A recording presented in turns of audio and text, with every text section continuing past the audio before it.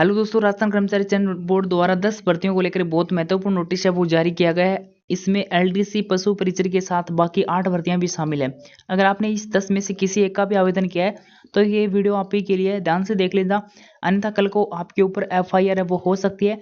और अभी आप एफआईआर से कैसे बच सकते हो, इसी के संबंध में इस नोटिस में जानकारी है वो दी गई है। तो पहले तो यहाँ पे जो 10 भर्तियों का चर्चा की गई है इस वीडियो में वो देख लीजिए। पहले नंबर पे आपकी पशु परिचर पर्यवेक्षक महिला अधिकारिता विभाग, छात्रावास अधीक्षक ग्रेड सेकंड सामाजिक न्याय अधिकारिता विभाग, और उसके बाद पर्यवेक्षक महिला आंगनबाड़ी कार्यकर्ता छात्रावास अधीक्षक सीधी भर्ती, और महिला पर्यवेक्षक और लिपिक ग्रेड एलडीसी या फिर शीघ्र लिपि निजी सहायक कनिष्ठ अनुदेशक की 4 ट्रेड, और कनिष्ठ अनुदेशक की 16 ट्रेड के बारे में यहाँ पे इनको शामिल किया गया है। टोटल जो 20 ट्रेड के आवेदन आए थे कनिष्ठ अनुदेशक के वो आपके इसमें शामिल किए गए हैं। अब यहाँ पे जानकारी ये दी गई है विभाग द्वारा कि बोर्ड द्वारा जो नोटिफिकेशन जारी किया जाता है उसमें जो उनके द्वारा योग्यता मांगी जाती है उसको लेके इनके संज्ञान में आया कि कई अभ्यर्थियों को द्वारा विज्ञापन में उल्लेखित शैक्षणिक योग्यता अर्थात संबंधित प्रमाण पत्र धारित न होने के उपरांत भी आवेदन है वो कर दिया जाता है। ऐसे अभ्यर्थियों के अब कानूनी कार्रवाई की जा सकती है। बोर्ड द्वारा निम्नलिखित भर्तियों हेतु ऑनलाइन आवेदन कर ऑनलाइन विज्ञापनों में ऑनलाइन आवेदन प्रत्यारित करने की प्रक्रिया के अंतर्गत अगर अभ्यर्थी द्वारा उल्लेखित शैक्षणिक योग्यता अर्थात संबंधित प्रमाण पत्र धारित न होने के उपरांत भी ऑनलाइन आवेदन भरता है और गलत सूचना अंकित कर देता है तो ऐसे अभ्यर्थियों को ऑनलाइन आवेदन करने के बाद उनका फॉर्म है वो अपना प्रत्यारित या फिर विड्रॉ करने का ऑप्शन है वो दिया जाएगा। अब इनको क्या मतलब मैं थाने समझा दूँ। इनको मतलब ये हो कि जैसे पशु परिचर का फॉर्म आया बिका मैं अंदर योग्यता मांगी गई थी 10वीं पास से। अब 10वीं पास जन बालका का नहीं थी बड़ा भी आवेदन कर दियो क्योंकि बाकी है कि कई बार आवेदन कर दे में ही बहुत सी भर्तियां में फर्जी आवेदन हुई ही क्यों, क्योंकि डम्मी कैंडिडेट बैठाने की वजह से फर्जी आवेदन है वो किए जाते हैं।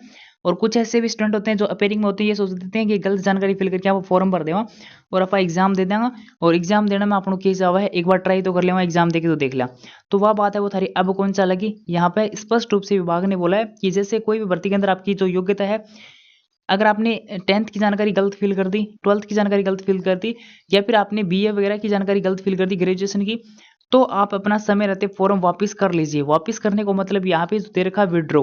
अभी ये विड्रॉ का ऑप्शन है ये आपको कहाँ पे मिलेगा, एसएसओ में जाओगे, रिक्रूटमेंट पोर्टल स्टेप 2 में जाओगे, उसके बाद जो आपकी एप्लीकेशन हिस्ट्री है उसके आगे जो भी आपने फॉर्म भरा है उसके आगे आपको एप्लीकेशन व्यू और उसके साथ आपका जो विड्रॉ का ऑप्शन है वो आपको देखने को मिलेगा। वहां से आपको अपने विड्रॉ के ऊपर ओके करोगे, मोबाइल पे ओटीपी आएगी, सबमिट करोगे, फॉर्म आपका विड्रॉ हो जाएगा, यानी आपने अपना फॉर्म वापस ले लिया। उसके बाद आपके ऊपर कोई कानूनी कार्रवाई नहीं होगी। लेकिन ये काम किनको करना है, ये काम उनको करना है जिन्होंने जानकारी गलत फिल की है, गलत तरीके से जानकारी फिल करके अपना फॉर्म फिल किया है, फर्जी जानकारी उन्होंने फॉर्म में दी है एग्जाम में बैठने के लिए। जिनकी जानकारी सारी सही है, 10वीं के बाद मार्कशीट में जो जानकारी है वो ही आप उन्होंने फिल की है, मार्कशीट उनकी सही है, 12th की जानकारी सही है या फिर बीए वगैरह की जानकारी उन्होंने सही दी है तो आपको फॉर्म विड्रॉ करने की आवश्यकता नहीं है। अगर आपने फिर भी विड्रॉ फॉर्म कर लिया तो आपका फॉर्म रिजेक्ट हो जाएगा, आप एग्जाम से वैलिड नहीं होगे फिर, और फिर आप चाहे बोर्ड के चक्कर काटते रहना फिर आपका फॉर्म वापस सबमिट नहीं होगा। तो एक बार विड्रॉ करो उससे पहले अच्छे से जानकारी प्राप्त कर लेना कि विड्रॉ किनको करना है, ठीक है। उसके बाद ही विड्रॉ करना है। विड्रॉ किनको करना है मैं एक बार फिर से बता दूं, जिन्होंने गलत जानकारी फिल की है, फर्जी तरीके से एग्जाम में बैठने की कोशिश की है, उनको फॉर्म है वो फिल करना है, विड्रॉ करना है। बाकी किसी को जिनकी जिनकी सारी जानकारी सही है उनको विड्रॉ नहीं करना है, ठीक है। अब विड्रॉ करने की दिनांक है वो यहाँ पे आपको देखने को मिल जाएगी 26 अप्रैल से, और 2 मई तक आप क्या कर सकते हो अपना फॉर्म विड्रॉ कर सकते हो। 7 दिन का आपको समय दिया गया है। अगर आप ऐसा नहीं करते हो, कुछ ऐसा नहीं करते हो तो फिर आपके ऊपर कानूनी कार्रवाई है वो की जा सकती है। जिन्होंने गलत जानकारी फिल कर दी उसके बाद भी उन्होंने फॉर्म वापस नहीं किया तो आपके ऊपर बोर्ड है वो कानूनी कार्रवाई है वो करने वाला है। ऑनलाइन आवेदन आपने जो किया है आपने प्रत्यारित कर लिया, प्रत्यारित करने के बाद आप फिर से आवेदन आपका मान्य नहीं होगा, जिसकी जिम्मेदारी स्वयं स्टूडेंट की रहने वाली है। तो फोन जो आप विड्रॉ करो उससे पहले अच्छे से चेक कर लेना कि आपने जो जानकारी फिल की थी आपकी जानकारी फर्जी नहीं है, आपने जो जानकारी फिल की वो सारी सही है, ठीक है। तो आप विड्रॉ मत करना। अगर आपने कोई भी जानकारी गलत जानकारी फिल कर दी, आपके पास योग्यता नहीं है या फिर आपके पास जो प्रमाण पत्र मांगा गया था वो प्रमाण पत्र नहीं है तो आपको क्या करना, फॉर्म विड्रॉ करना है, ठीक है। आगे बात समझ में।